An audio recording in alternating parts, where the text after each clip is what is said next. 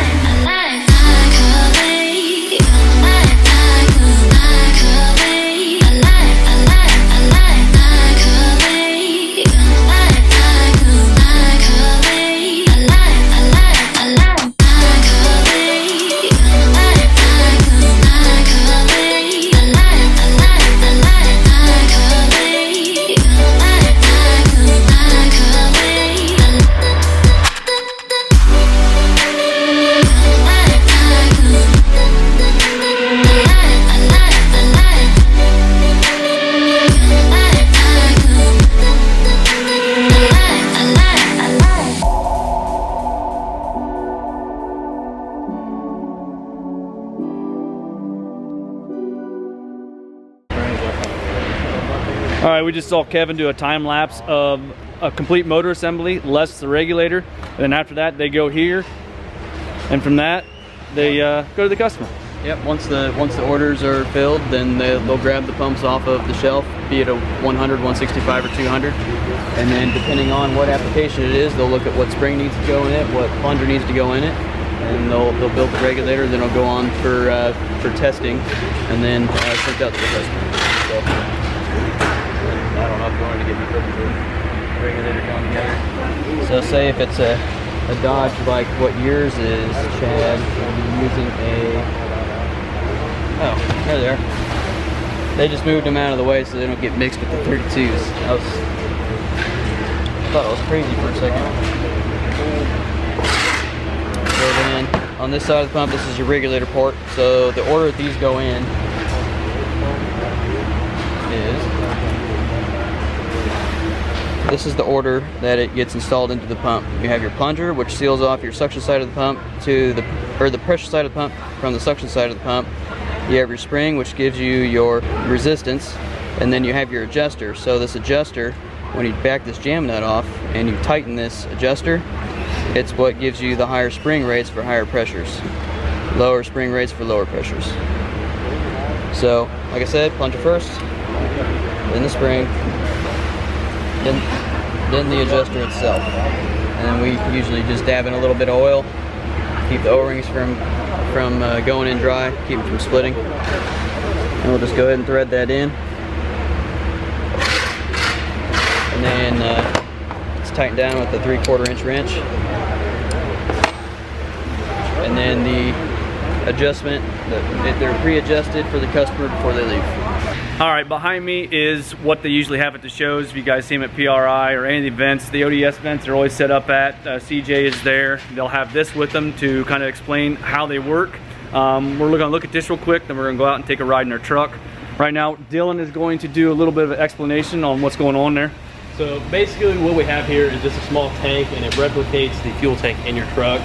So we have here the suction line. This will be going to your AirDog unit, and you can see the air entrained in the fuel before it actually goes into the AirDog unit. Now you'll also notice we have a Raptor pump over here that we turn the pressure down a little bit on to kind of simulate this pump pushing on an injection pump. So once it goes into the pump, we take all the water out, remove all the air, and then filter down to 2 micron. And you can see that fuel, when it goes into your engine, there's absolutely no air in it. So a lot of benefits that you'll get from that. To go into more detail on the 4G design, basically it's a 4-bearing design pump. You have your pump here, you have your motor here, you have your 2 bearings in your motor, and you have your 2 bearings in your pump here and here, and you have this coupling that's in the middle. So no matter how this motor is misaligned, this coupling is going to take that out and drive this shaft perfectly straight, and that's why our pumps are so quiet, because it perfectly centers this G-rotor here. So and what also helps is if you ever have an issue with this shaft seal, it's never going to make it to your motor. We have this pocket here that has a weep hole, so if you ever see any moisture down here between your pump, then you know it's time to service the pump. But it's never going to make it to your motor, never leave you stranded. These are very reliable fuel systems. So I mean, you can see the difference between the 4G and say our original AirDog. This is at a lower price point for people who are more on a budget. But this is like our older design. You just have this long shaft going into the G-rotor. So you have your 2 bearings here. So that's why these pumps are a little louder, because that shaft is allowed to deflect a little bit, and basically you're just hearing it rub on the housing a little bit. But that's the difference between the original AirDog and the AirDog P4G. And then if you guys are interested in fuel systems that don't have the filtration, the Raptor 4G is a good option as well. It's the same 4G technology, same 4-bearing design, coupling in there as well. And we also have a diaphragm fuel pressure regulator on that.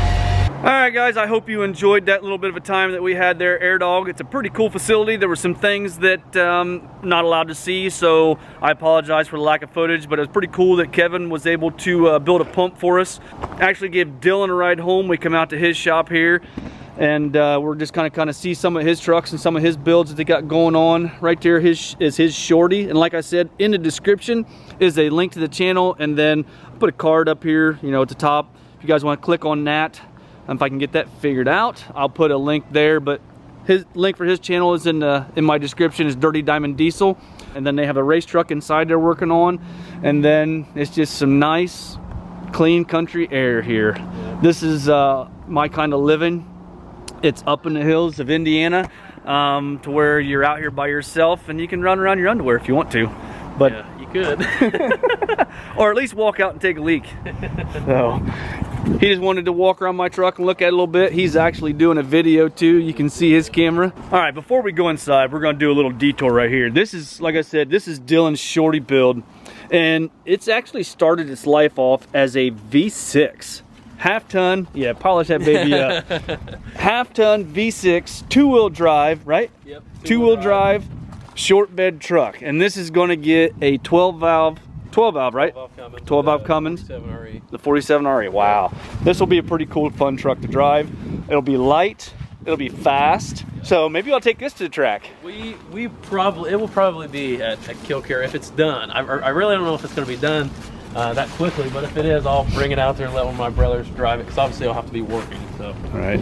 You can see all my parts I got piled up on the bed. I mean, I got intercooler, radiator for it, new oil pan for my engine, just all kinds of stuff that I'm trying to get piled up, so that way whenever we do start the tear down, it's a pretty quick process. Very cool. Yeah, if you want to pop that door open, it's basically just a crank truck. Nothing really special about the inside. Crank windows. Check out that dash though. Look at that. That's money right there. That is complete. That's a complete duct tape dash. But it's a 140,000 mile truck. Yeah, I watched the video on this truck, and it is a remarkably clean truck underneath. Well, see, I looked at it the first time because I've been looking forever. It took me forever to find one that I drove to Ohio to look at one and turned it down. But when I first looked at this, I thought that it had aftermarket rockers put in it, and I was like, I don't want a part of that. Right. But they actually are original, and I mean, it's original paint. I mean, it has minor blemishes, but it's definitely the build we're gonna you know, go for. And then you went and picked up just a 12 valve dash too, didn't you? That has all the wiring and everything in it that you're gonna need. So being the 12 valve truck, the dash, I mean, I could either put like an older style dash, like you guys probably all know what that looks like in the older second gens. But to run this new style dash, what generally comes in the 24 valves, that is like, they made those trucks for like 3 months. So I actually know a guy, Jordan Jackson, he's not far from here, and he actually had everything I needed. So I was able to get all those parts from him, and I'll be able to make a new style dash work. I haven't put my thing on there yet, if I can get it open. There it is. I don't know what that was. It was... Oh, it was stuck. Yeah, it was glued. Yeah. Probably moisture. But yeah, I mean, it's just a little V6, 140,000 miles. It is a turd. It has no power. So this will be pretty cool. And everything's the same as far as the frames. When they do the frames, everything comes down the factory at the same time. And it just, you know, this one got a V6 and it's a short bed. Like I said, everything is there. All you got to do is put it in. Yep, the engine mount, everything. The engine, I mean, you can literally drop the Cummins right down in these. The cross member, you just have to get one out of a diesel, and then all the wiring up front. A lot of guys will say, you know, go ahead and just chop one, and it really just depends what you want to use the truck for. If you want to do towing with it, probably go ahead and chop one, you know, but for me, I just want lightweight. I mean, it's basically like a car for me that I can go get parts in, is what it's going to be, and I can take it to the track. So I went ahead and went with the half-ton platform, and I won't have to cut the frame. I already have a nice bed, and it was honestly cheaper this way, so that's just the route I'm going to go. Very cool. So, all right, let's walk inside. Show you guys Mason's truck. All right, we're in the garage here, and this is Mason's truck. This is actually the truck they're going to run on the ODS circuit this year. 24 valve Cummins. P-pump. This is P-pump. a 12 mil pump. It's from Ohio Diesel Service, which is basically TDI and Indy. Sorry about the cat. My cat's meowing all my videos all the time. You're gonna have to give him a second, kitty. But anyways, this pump will flow like 650 cc's they estimate. So, I mean, technically it should make 1,200 horsepower. I'll put the cat away. Cut the clip. I'll move the cat. Come on. That's like demonetization right there, and that's Meow Mix commercial. But anyways, it's a 12 mil pump. Flows 650 cc's. We have 7x12 injectors in it, I believe. Yeah, 7x12 injectors. Sack or? They're sack injector, okay. I believe. This is Mason's truck, obviously. So you'll have to excuse me if I'm wrong on something, but I know that you guys said that you had them repop for the P-pump, right? right. So we just had the injector sent off, repopped at the bar pressure that they're supposed to, ignite at and shoot the fuel into the cylinder, which is something that is necessary to do if you P-pump one of these trucks. And you guys actually used a company that I've used before, Stealth Diesel. Yeah, he was a great dude, super easy to deal with, and got back with us on time. And he actually popped them for us, which it doesn't say anything about that on their website at P-pump pressure. Yep. That was nice. It's got a T3 ATS manifold. We were going to pair that with the turbo we ran last year. It's in the corner. It's a S4 67. It's a 67, 87, 90, I believe. I believe that's what it is. But anyways, we have that. Nice little drain here. Performance-wise, that's pretty much it. The head is... It's a stage 1 head. It's supposed to have a mild core job done. Fire ringed, has the ARP 2000s in it, so it should hold up to the boost. That's actually the motor out of the truck from last year, which we were going to do a rebuild on that, but we ended up picking this motor up a pretty good deal. Coolant bypass we did on it, so that'll help with not blowing head gaskets and stuff. And let's see here. You guys want to jump over and show you the inside of the truck? Yeah, they have the truck completely gutted, so it's not going to be a daily. It's strictly... He still wants to drive it on the street, but we're working on making like a gauge cluster and stuff for right now, which that's not finished product at all. But you guys can see we got the doors cut out. They don't weigh hardly anything. You got this aluminum Kirky seat. It weighs maybe 5 pounds. Got the doors completely cut out of it. I mean, we cut out everything that we possibly could. Interior's gone. There's nothing in here. We're shooting for 5,000 pounds. That's what we're going for. In the back, we have our battery mounted there. Obviously, have our AirDog 2, 4G lift pump. Running that back to a fuel cell. It's a 15-gallon fuel cell.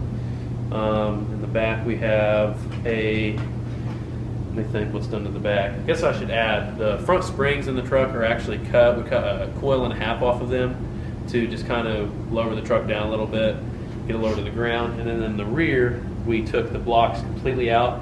So the leaves are just sitting flat on the axle. We got new U-bolts cut for that. Got the drive shaft shortened. Normally there's like a big plate back here for your spare tire. I'm sure you've seen. Yep. So we cut that out to try to save a little weight, and then I made these little tabs to kind of hold this fuel cell. And we got the nitrous bottle mounted over here. It's got it mounted right on the frame rail. So we still have to get a lot of that stuff plumbed up. You're just going to run bed sides then, no floor? Yeah, we're going to attempt. I mean, that's really the only option at this point. It's not even bed, but we're going to try to hang bed sides on it ourselves and make mounts for them and everything, so they're removable. So that should help shed a lot of weight. But this is all new stuff to us, so heck yeah. We're just learning as we go. I mean, So put all new brake lines on it as well. The June event, Firebucks event, is going to be your guys' first race for this, or you're going to try and make it someplace earlier? We're going to try our best to get it. I think the first event's in Florida, isn't it?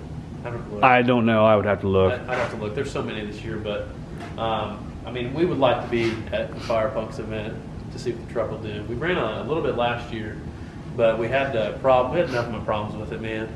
I mean, it was just wiring issue after wiring issue, and we could only get the truck to go about 8 seconds in the 8th. So we stepped it up a lot. Obviously, we when P-pump swapped it, completely gutted the interior.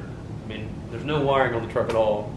It's you're literally going to have a cable to shut the thing off. So being all standalone, we're hoping for a lot more reliable of a platform and something that we can go out. I mean, the truck will probably do faster than 770 in theory, but that's the class we want to run with, just so he can try to get good at bracket racing and try to pick up some points this year.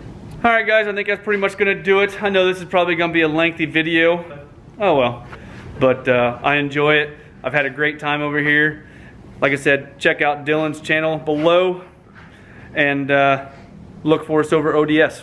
We'll talk to you guys later on. Hey, like, subscribe, do all the fun stuff. We'll talk to you guys later. Bye-bye.